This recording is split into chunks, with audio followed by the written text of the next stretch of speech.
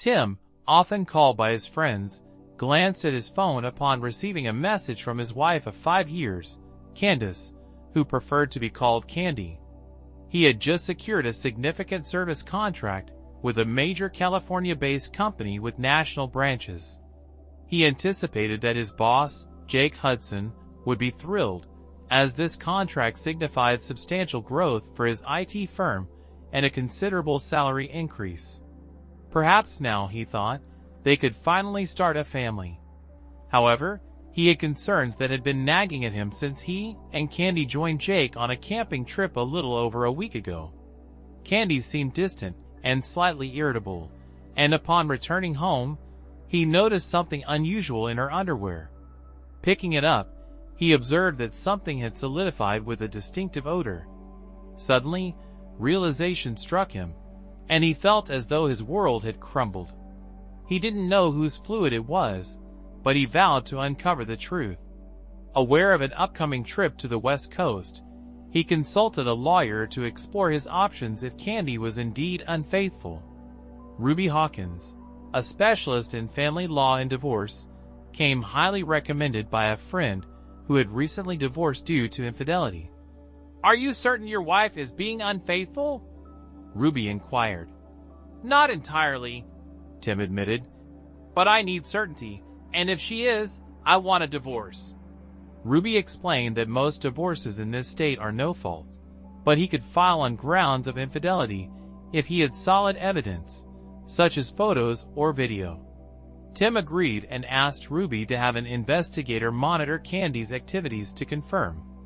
Ruby enlisted her investigator, Marvin Johnson, who proposed that Tim install a tracking app on Candy's phone and provided him with a device for recording landline calls and an audio recorder to conceal in Candy's purse.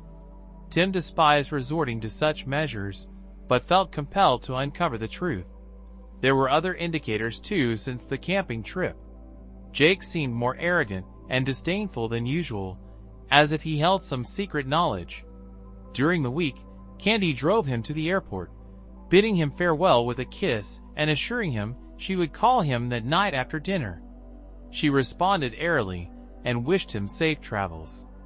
On the first night away, he called Candy, only to be surprised when she mentioned she'd be working as a waitress at a party Jake was hosting that evening. According to her, there was an emergency as one of the original wait staff fell ill, and Jake requested her assistance. Tim hadn't been informed of such plans by Jake. Candy explained that Jake promised her $150 for the evening, which would be helpful since she wouldn't be returning to work for a couple of weeks. Tim knew classes would resume soon, and he understood she could use the extra money, but he felt uneasy. He questioned her decision, to which she replied affirmatively, expressing her love for him before saying goodnight. After ending the call, a knot of worry formed in his gut. He decided to phone the investigator to inform them about Candy's new job. "Just wanted to inform you, Candy's been asked to waitress for a party at Jake Hudson's house," Tim stated.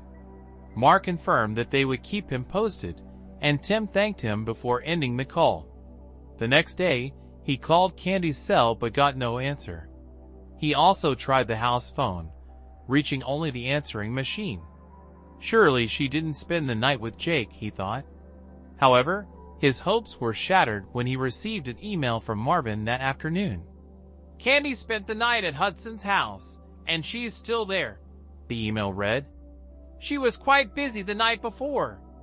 I've attached a couple of photos, but I want to warn you they're pretty graphic. I'll give you my full report when you return." Tim opened the attachments, and his heart sank. There was his beloved wife of 5 years engaged in explicit acts with multiple men, one of whom was Jake, while the others were colleagues he once considered friends. The second photo showed her sprawled on the floor, tears streaming down his face as his hands trembled. He couldn't believe what he saw. He tried calling her phone again, but it went straight to voicemail.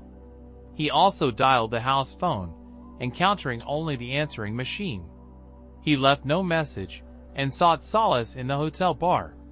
The next morning, He checked the tracker, confirming Candy's phone remained at Jake's house. Marvin verified this assumption with an email containing more photos, including a disturbing scene involving Jake, his son Mike, and others from Jake's IT firm whom he once trusted. He didn't recognize the other 3 men and assumed they were Mike's friends. Concluding his business in California, Tim left the hotel contract in hand and caught an early flight home. Arriving home, he noticed Candy's car was gone, and her phone remained at Jake's. Inside, he changed clothes and called Ruby's office. To his surprise, Ruby's receptionist informed him that she was available and could see him that afternoon. Tim called Candy's cell and was startled when she answered, sounding out of breath. He asked her where she was, and she claimed to be at home catching up. Shocked by her blatant lie, Tim informed her that he was done in California and on his way home. Candy expressed excitement at his return and suggested that she pick him up at the airport when he lands. However, Tim declined, telling her not to bother and that he would grab a taxi. After ending the call, he wondered if she noticed his lack of affection. Shaking his head, he left the house to see Ruby. Candy glanced at her phone after Tim hung up. His usual, "I love you," sign-off was absent, and his tone seemed distant. She had intended to leave after the first night, but the allure of being between Jake and his son was irresistible. She justified it to herself as something she owed to her own desires. She assumed it would all end once classes resumed, and Tim would remain unaware. Thus, she spent the following day and night with Jake and his son Mike while Jake briefly left for work the next day. Mike kept her occupied and even arranged for friends to join for a group encounter. Upon Jake's return, she was in bed with Mike on Jake's bed, joining in. Jake suggested sending Tim away more frequently. "I have classes soon," she explained, "so I won't be available on weekdays. I can't risk it while Tim's at home." "Why not?" Jake gestured. "Perhaps he'd enjoy seeing you with other men for a change." They chuckled at the notion. Admitting her attachment to Jake, she affirmed her love for Tim and reluctance to hurt him. Jake proposed arranging for Tim's absence over weekends, allowing her to spend time with him. "But Tim will find out eventually," she voiced. "He won't," Jake assured, reaching for his camera. "I'll hand him just one condition," he added. "What's that?" she inquired. "You won't be in bed with him anymore," Jake declared. "You're ours now, got it?" "How do I manage that?" she questioned. "You'll think of something," Jake dismissed. "Use an excuse like a headache." "I'll try," she acquiesced, unaware of the surveillance. They remained oblivious to a van across the street with many cams recording their actions. Tim's devastation upon seeing the evidence Marvin compiled was profound. In addition to photos, there were videos showcasing her acts with multiple men, far beyond what she would do with him. His love for her evaporated as he pondered her behavior. Ruby attempted to console him, but his anguish persisted. How could she change so drastically after 5 years? He wondered. What had he done to deserve this? And Jake, whom he once considered a friend, now revealed his true nature. Ruby suggested initiating divorce proceedings, citing infidelity. They could also file for alienation of affection against Jake and his colleagues, although these cases are often challenging. Ruby believed they could secure a favorable settlement. Do whatever is necessary, Tim responded. Just don't make any reckless moves, Ruby cautioned.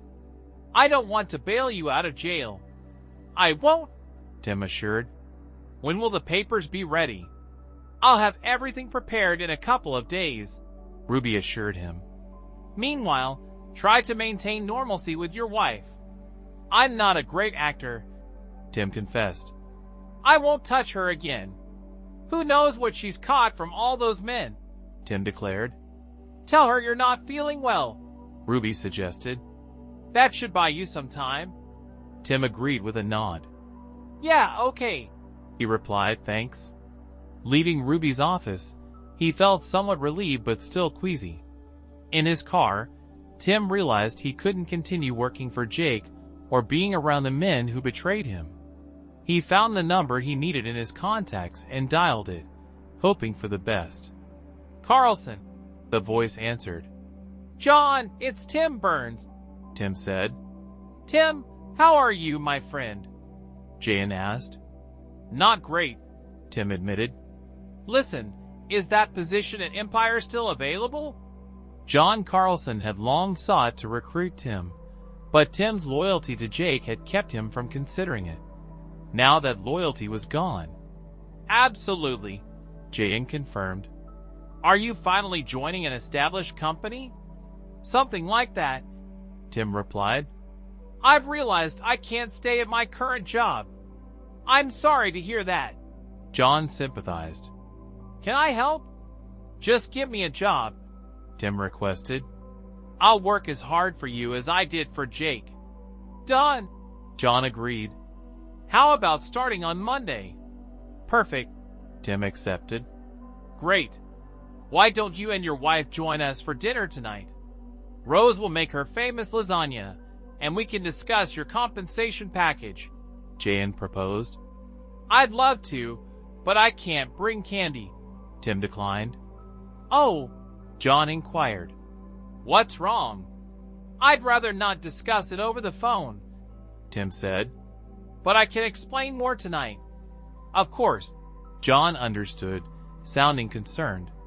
Rose is a counselor. Maybe she can help.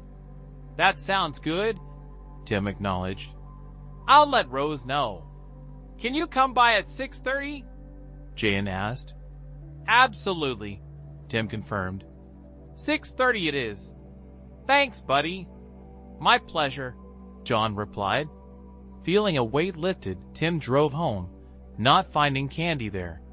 He entered, showered, changed, and penned his resignation letter.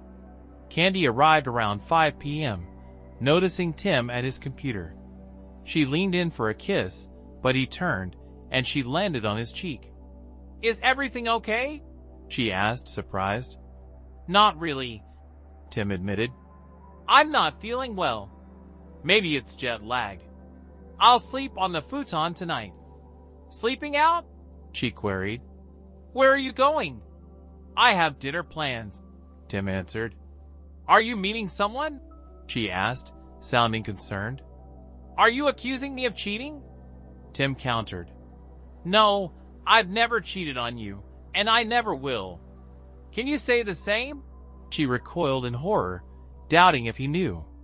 He couldn't possibly know, she reassured herself. No, I can't, she replied.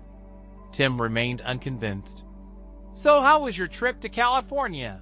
She asked, attempting to change the subject. Successful, he replied. And how did your gig at Jake's house go? It went smoothly, she responded. Even though it was challenging, it was still enjoyable.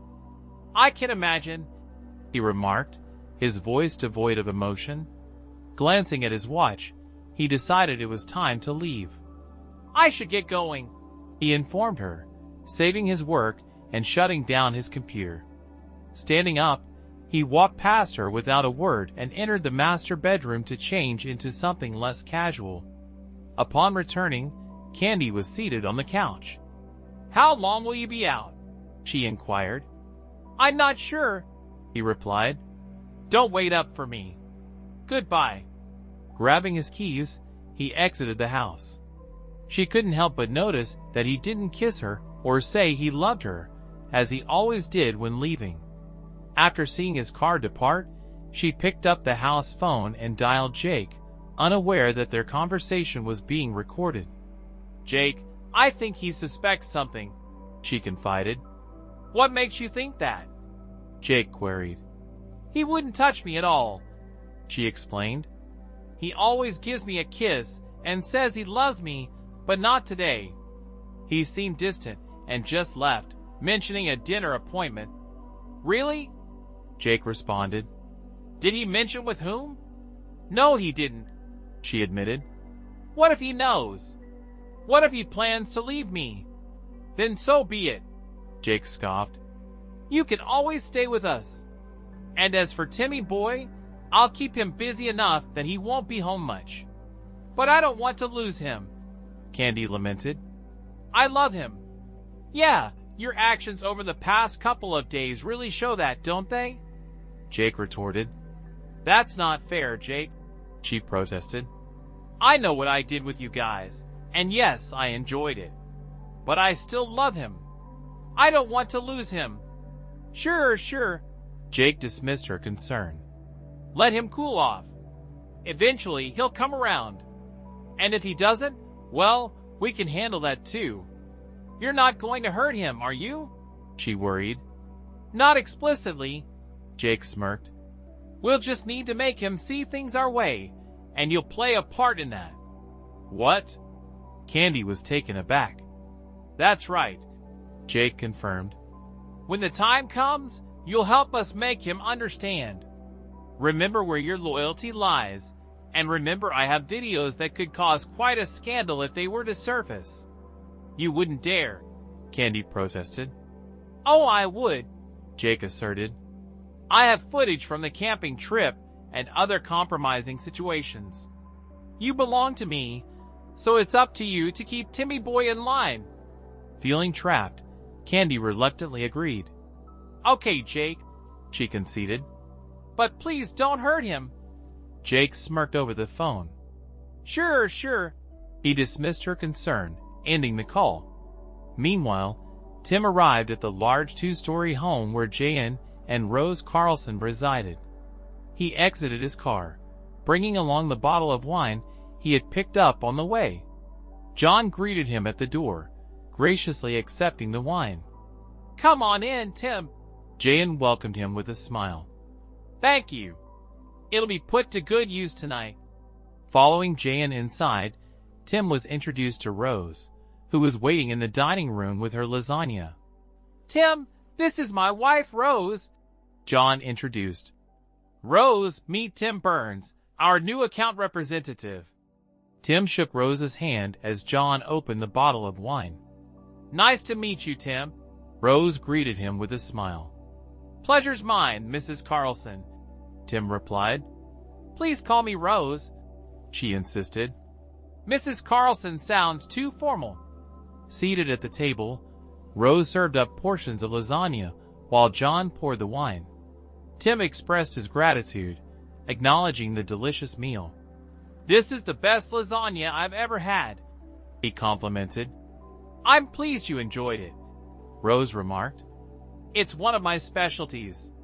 So, Tim, I don't mean to pry, but I'm curious why you left Jake so abruptly, Jan inquired. Did something happen? Tim nodded before elaborating. Yeah, something happened, he admitted. Please, Tim, share with us, Rose encouraged.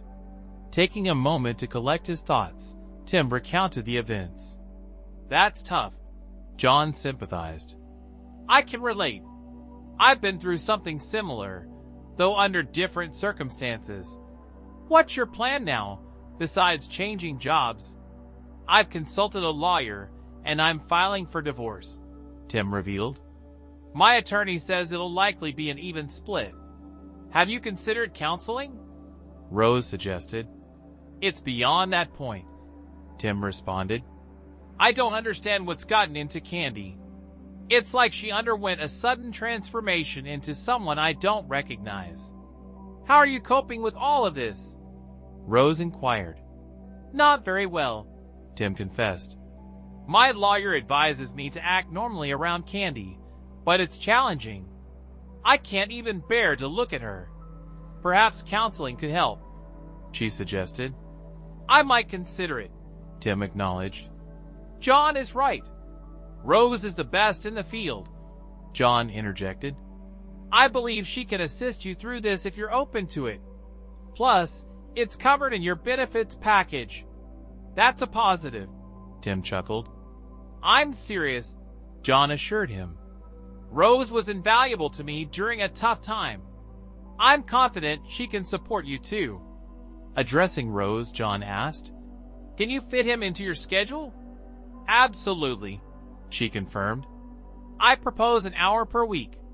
How does that sound, Tim? After considering the offer, Tim agreed. All right, I'll give it a try, he agreed. John smiled, patting Tim on the shoulder. Good decision, he praised. I'll ensure you have the necessary time for counseling. Coordinate with Rose and let me know your arrangement. I will, Tim affirmed. Thank you. Now, if you don't mind, dear, Tim and I will adjourn to my office to discuss his new position, John announced. Of course, I don't mind, Rose replied with a smile. I'm excited to collaborate with you, Tim. Thank you, Tim expressed as he stood with Jan. They proceeded to John's home office, where he poured them each a snifter of brandy. Over the next 2 hours, they hashed out details of Tim's new role. By the end of the discussion, Tim felt empowered, as though he were reclaiming control of his life. After shaking hands with John, Tim returned home. It was around 10 p.m. when he pulled into his driveway, noticing the lights were still on. He hoped Candy was alone. Entering the apartment, he found Candy on the couch. How did your meeting go? She inquired. Very well, thank you, he replied. Now, if you'll excuse me, I'm going to bed. Good night. Retreating to the second bedroom where his computer was, Tim began undressing. Are you sleeping in here now? Candy questioned from the doorway. Yes, Tim confirmed. I'm still not feeling well, so I'll sleep on the futon. Is that all right? Sure, I suppose, she responded. It's just that you've been away for 3 days, and I was hoping we could, spend some time together. I'm not feeling up to it tonight, Tim stated. In truth, the thought of physical closeness with her made him uncomfortable. Okay, she murmured softly.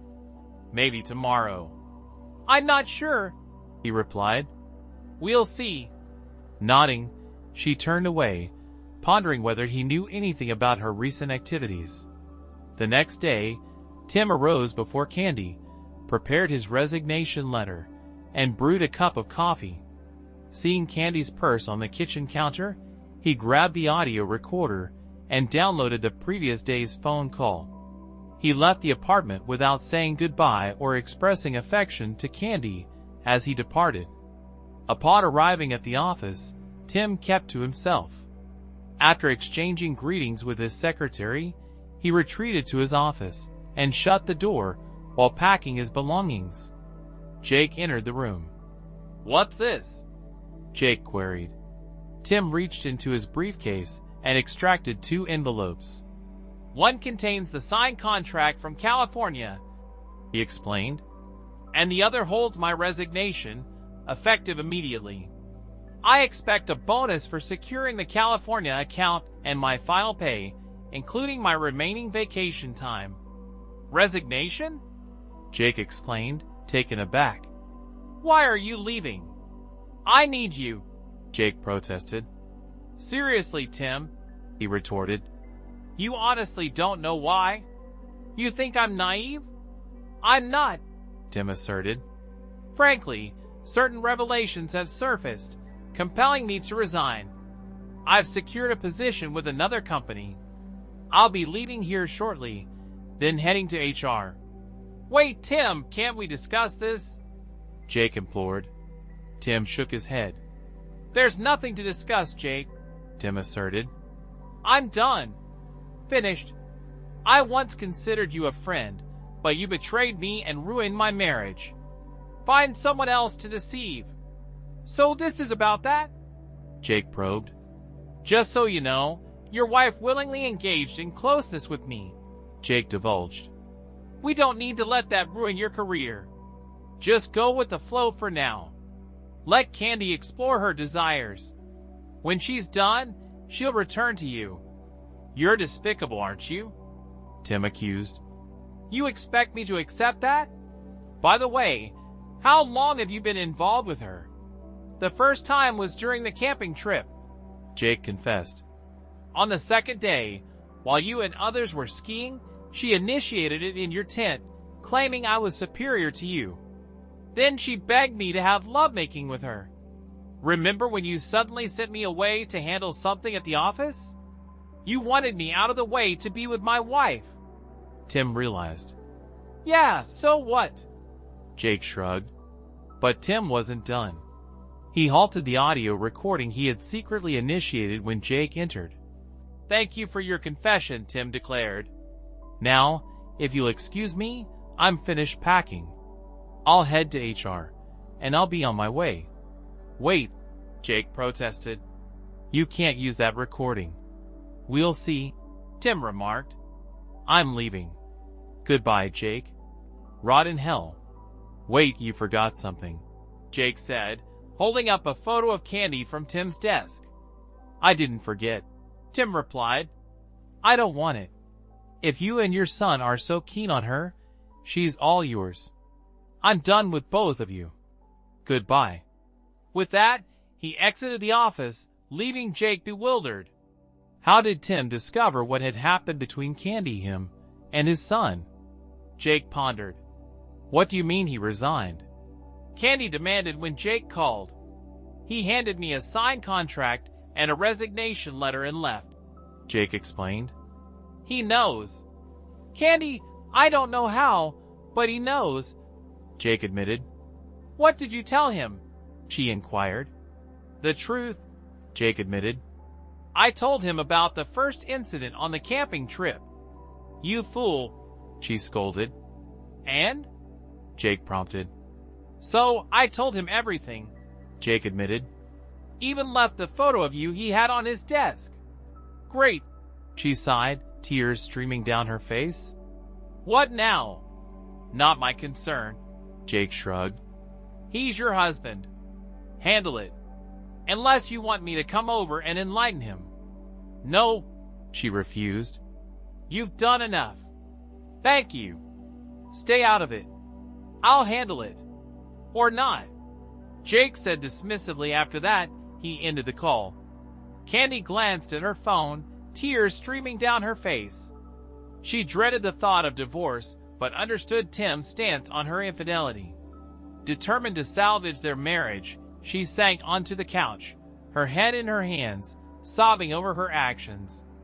A few minutes later, Tim arrived home, spotting Candy's car. He scanned for Jake's vehicle but found none.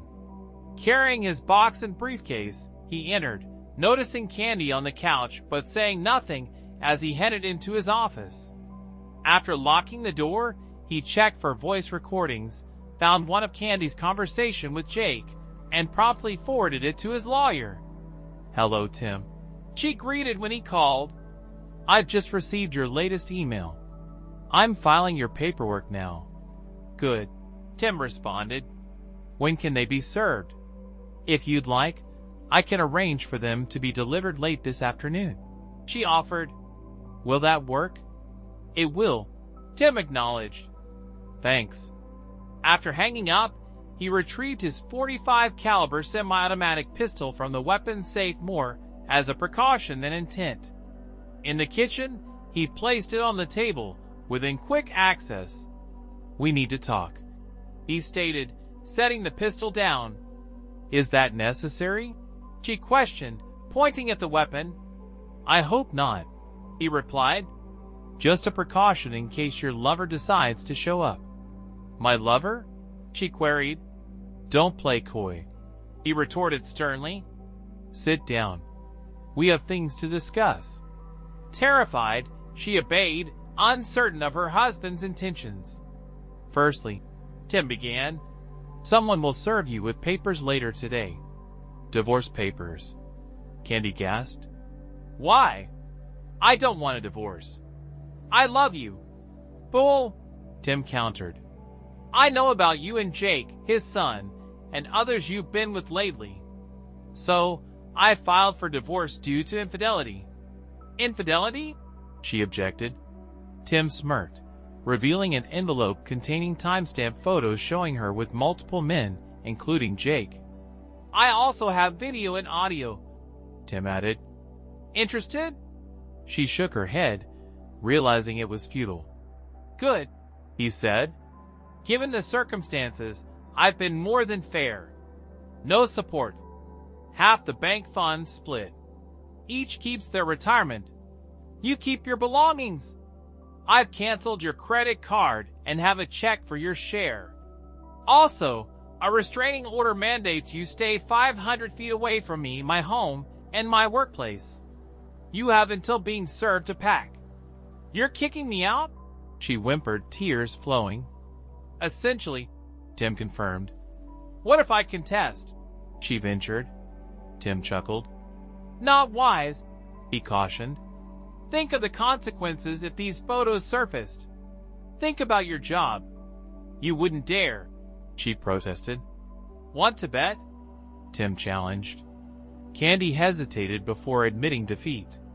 No, she conceded. I can't risk it. I need my job. Exactly, Tim affirmed. 2 more things. What? She asked, despondent. You'll return your rings and drop my surname, he demanded. You've become heartless, she accused, removing her rings. You gave me cause, Tim responded. I just want to know one thing. What changed from a loving, faithful wife to this? She glanced down before speaking. It happened the second day of the camping trip, she recounted. You were out on the boat, and I was in the tent. Jake came by and saw me. I had undressed and was laying there, trying to rest when Jake walked into the tent. He seemed embarrassed at first, seeing me undressed like that. We started talking, and then he exposed himself. And that was it. So some guy with a bigger one than mine drops his pants, and you're on it like white on rice, Tim remarked. And that's all it took for you to become a cheating fancy woman. How many times did you sleep with him on that trip? Twice, she admitted. The first time when you were out water skiing and the second time when Jake sent you back to the office. Tim shook his head and gestured at the photos. I see that none of your lovers used any protection, he observed. Weren't you worried about getting pregnant or contracting something? I'm still on the pill, she defended. That doesn't eliminate the risks, Tim pointed out. You could still get pregnant or contract a disease. Was that what you were aiming for? Oh God, no, she insisted. Tim shook his head. You know, in all the time we've been together, I've been hit on a lot by women who look much better than you, he confessed. I turned them all down. I believed I had a loving and faithful wife at home, whom I'd never betray. But you didn't even consider the consequences. You didn't care about my feelings. All you wanted was pleasure. I hope it was worth it to you. Now pack your things. I expect you gone once you're served. Tim, please, she pleaded. Can't we get some counseling? Please, I'll never do it again. I promise. Can't you forgive me this time? I will never forgive you for what you've done, Tim declared, his expression harder than she had ever seen before. From the moment Jake dropped his trousers, you willingly betrayed me. And I can never forgive that level of betrayal. But don't you love me enough to work through this? She asked. He shook his head. No. Right now, I can't even look at you, he admitted. The sooner you're out of my life, the better. Now, start packing.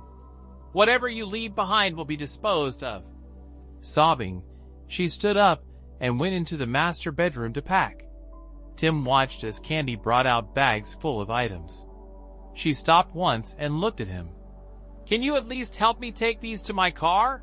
She requested. Nope, Tim refused. You're on your own. And remember, anything left behind will be discarded or donated. She carried the bags to her car and returned for more, exhausted. I can't fit anything else, she admitted. Can I return for the rest later? No, Tim reiterated. You won't be allowed back. Ask your parents to collect your belongings, or I can hold off disposal for a few days. Thank you. Thank you, Tim. I appreciate that, she acknowledged. Oh my God. I just thought. What will I tell my parents? Try the truth for a change, Tim suggested. Tell them you cheated on me with my boss and others, and I had to ask you to leave. Seriously? She questioned. They'll disapprove regardless, Tim asserted. But it'll be worse if you lie or sugarcoat it. You know how they feel about dishonesty. At that moment, a knock sounded at the door. I believe that's for you, Tim remarked. Candy approached the door cautiously and found a sheriff's deputy standing there. Are you Candace Burns? He inquired. She affirmed. Yes, that's me. May I see some ID, please? He requested. She retrieved her driver's license and presented it to him. After verifying it, he returned it to her and handed her an envelope. You've been served, ma'am, he informed her. Additionally, there's a restraining order mandating you to vacate the premises immediately. You can sign the divorce papers now if you wish. She nodded and retrieved the divorce documents. After reviewing them, she asked for a pen and signed them. I'll deliver this to the attorney, he assured her. You need to leave now. If you attempt to return, you'll be arrested. Do you understand? Yes, she replied, tears streaming down her face. She glanced back at Tim. I'm deeply sorry, she apologized. Yeah, me too, Tim responded. Goodbye. Goodbye, she whispered as she departed. The deputy nodded at Tim before departing. The following days were chaotic for Tim. Candy made no attempts to contact him, but Jake left 2 threatening voicemails on the house phone. Damn it, Tim. I know you're there, he yelled. If you don't drop this lawsuit, I'm coming to kick your ass. Tim smirked, saved the voicemail, and forwarded it to Ruby, who notified the local sheriff's department. Candy's parents also called, asking if they could retrieve more of her belongings. Sure, Tim informed them. Just make sure she's not with you. There's a restraining order against her. Okay, George, Candy's father, replied. When George and Candy's mother arrived, they collected her remaining items and urged Tim to reconsider the divorce. Tim, she made a mistake. Can't you forgive her and take her back? She loves you, Candy's mother pleaded. What did she tell you, Bernice? Tim inquired. She admitted to messing up with your boss, Bernice replied. And that's all? Tim pressed. Yes, she didn't go into details, and we didn't pry, Bernice explained. Tim retrieved the envelope containing the photos and SD cards and showed them to Bernice and George. They were appalled by what they saw. I had no idea it was this bad, Bernice expressed. I'm sorry, Tim. I don't blame you. George's anger was evident. I'm going to have a serious talk with our daughter, he vowed. Have you done anything else with these photos? He asked Tim. Tim shook his head. Not yet, but I warned her not to contest the divorce, he disclosed. They sympathized with him before finishing packing Candy's belongings. 30 minutes later, they bid Tim farewell with a warm hug and departed. Later that day, as Tim watched TV, another knock sounded at the door. Glancing through the peephole, he saw Jake, Mike, and 2 former colleagues. He retrieved his pistol from the weapon case, called emergency, and held the weapon behind his back. Barely opening the door, he confronted them with the firearm. We're going to smack you up, Jake threatened. Tim pointed the weapon at Jake, causing them to pause. You really want to test me? Tim challenged. Just so you know, I've already called emergency, and the police are on their way. If you're here when they arrive, you'll be arrested for violating the restraining order, Tim warned. Jake hesitated, then turned to Tim. Suddenly, they heard a siren nearby and saw flashing red and blue lights. Yes, Jake, I mean it, Tim affirmed as they turned to depart. 2 imposing uniformed police officers appeared at the door. Tim lowered his pistol. Please, sir, put the weapon down, one officer instructed. Tim complied, placing the pistol on the kitchen counter. "Sir, these individuals are violating a restraining order," Tim explained. "They forcibly entered my apartment and issued threats. I request their arrest." "Do you have a copy of the order?" the other officer inquired. "Yes, I do," Tim replied, retrieving an envelope from the counter and handing it to the officer, who carefully examined the document. After a brief inspection, the officer returned the order to Tim and turned to the four men. "Turn around. Hands behind your back," the officer ordered. The men glared at Tim as the officers handcuffed them and read them their rights. Once restrained, one officer addressed Tim. "Do you possess a license for that firearm?" he inquired. "Yes, I do," Tim confirmed. "Would you like to see it?" He then displayed his wallet, revealing the firearm license card and his NRA firearms training card. The officer nodded after inspecting the cards. "All right," he acknowledged.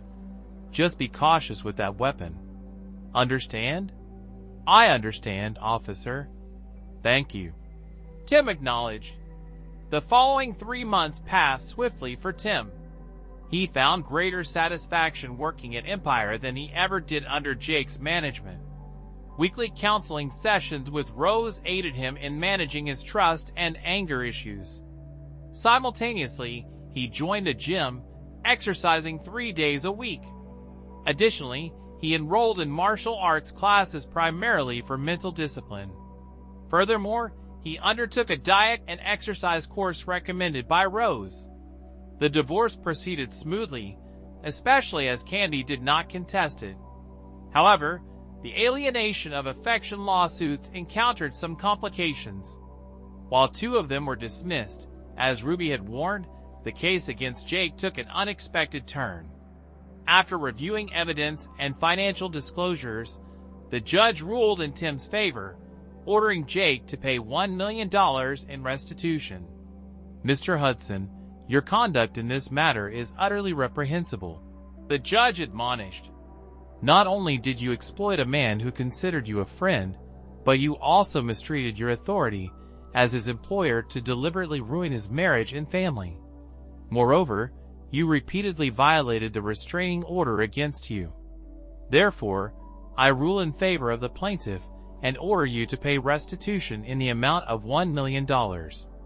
Your Honor, this is highly irregular," Jake's lawyer interjected.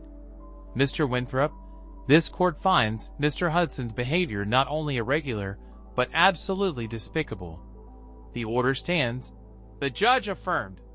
"When must this restitution be paid?" Winthrop inquired. "Immediately," the judge declared.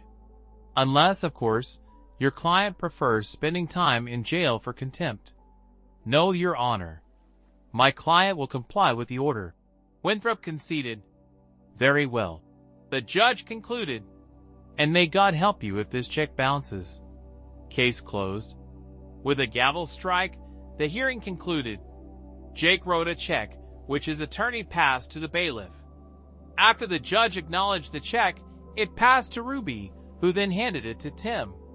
To Tim's surprise, the check cleared the bank, and he compensated Ruby her portion of the judgment. While employed at Empire, Tim was approached by several of Jake's clients. Word of the lawsuit had spread, and numerous businesses were hesitant to engage with someone who actively sought to wreck another man's marriage. They viewed such behavior as indicative of a lack of trustworthiness. Tim speculated that at the current rate, Jake would likely be out of business within a year. Throughout this period, Tim declined to date, despite being approached by several pleasant women at work. He considered himself married until the final decree was granted. Only then would he entertain the idea of pursuing a relationship. Upon receiving the final decree, Tim celebrated with colleagues, including a lap dance from a generously endowed stripper. A couple of months after the divorce was finalized, Candy's mother called Tim. "Tim, it's Bernice. Can we talk for a few minutes?" she asked. "Of course, Bernice," he responded. "What's on your mind?" "It's about Candy. she revealed. She's tested positive for HIV. I'm sorry to hear that, Bernice. Tim sympathized. But honestly, I'm not surprised. Besides, we're officially divorced now, so there's little I can do. She's not covered by my insurance, and I'm not responsible for her. I understand, Bernice acknowledged. I was hoping you could spare a few minutes to talk to her. I suppose I can, Tim conceded, though I'm unsure of its benefit. Thank you so much. Bernice expressed her gratitude. Tim drove to Bernice and George's residence and was taken aback by Candy's gaunt appearance. She approached him, but he gestured for her to remain seated. With a heavy heart, she complied. You're looking well, Candy remarked. Better than I remembered. How have things been for you? Things have been good, Candy, he replied. New job, new friends, and a fresh perspective on life. How about you? Not great at all, she confessed. You know about my HIV status? That's what your mother informed me, he confirmed. I'm sorry to hear that, but frankly, I'm not surprised. Do you know when you contracted it? I believe it was during one of my encounters at Jake's, she admitted. I engaged in unprotected lovemaking with multiple partners that day. Does Jake know? Tim questioned. She shook her head. Not yet, she admitted. But I have to inform him so he can get tested. I doubt he'll take it well. No, probably not, Tim agreed. Listen, Tim, I want to apologize to you one last time. I hope you can find it in your heart to forgive me for what I've done to you. I now realize the devastation my actions caused. I could have declined at any point, but I didn't. I was foolish and selfish, allowing my desires to override my better judgment. And now, I'm facing the consequences. You were the best husband and lover I could have asked for, and I squandered it all for a fleeting pleasure. I know you despise me, and you have every right to, but I don't want to depart this world without your forgiveness. Tim pondered her words carefully. It was the first time she took ownership of her actions and acknowledged their impact on others. Though he could continue holding a grudge, he remembered his sessions with Rose. Grudges wouldn't help him move forward. With a nod, he responded, All right, Candy. I forgive you, he said. She burst into tears as she sat in her chair. Tim contemplated embracing her, but decided against it when she waved him away. Thank you so much, Tim, she said, tears welling in her eyes. That means more to me than you know. Listen, I want you to find a woman you can love and trust. Marry her, and have children with her. I'm done. I'm finished. But you have your whole life ahead of you, and you deserve to be happy. Thank you, he replied. I'll do that. And if you ever want to just talk, let me know. Okay? I will, she nodded, wiping away her tears. I will, Tim, she assured him. Thank you for coming over and talking with me. I've missed you so much these last few months. I've missed the woman I married, Tim said calmly. How are things with Jake and Mike, by the way? She shook her head. Not good, she admitted. He's gotten very abusive lately. He didn't take losing to you in court very well. You probably know his business has taken quite a hit lately. I've noticed, Tim acknowledged. Has he hurt you physically? Not yet, but he's very volatile, she replied. Do you want me to be with you when you tell him about your diagnosis? Tim offered. No, but thanks for asking anyway, she declined. This is my responsibility, and I need to handle it. You know, I keep thinking that if I had just told him to leave that first day at the camping trip, we'd still be together. That's quite possible, Tim conceded. But I have a feeling it would have happened at some point anyway. He'd been after you for quite a while. I think you're right, she agreed. Listen, I'm getting really tired, and I need to rest before I go back. Thank you for coming over. It really does mean more to me than you know. "You're welcome, Candy," he said. "And remember, call me if you just want to talk or something." "Okay, I will," she weakly nodded. "I will," she promised. "Goodbye," she added. Tim sensed a hint of finality in her words and wondered if she was contemplating self-destruction. "I will," he assured her. "Just don't do anything foolish." "Okay," she managed to smile. "I won't," she assured him as he stood and headed for the door. Bernice approached him. "Thank you, Tim," she said, embracing him. "This means more to her than you know, and to me as well." "You're welcome, Bernice," he replied. "Keep an eye on her."